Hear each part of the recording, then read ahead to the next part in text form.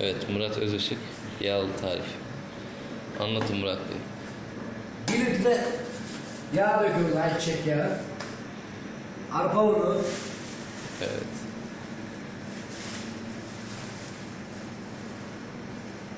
Yemek kasesiyle 3 tane.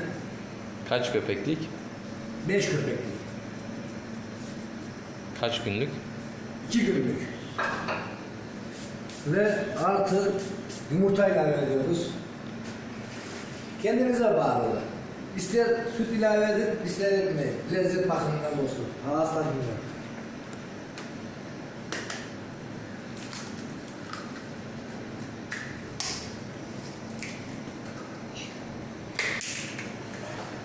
Bir kolu yumurta.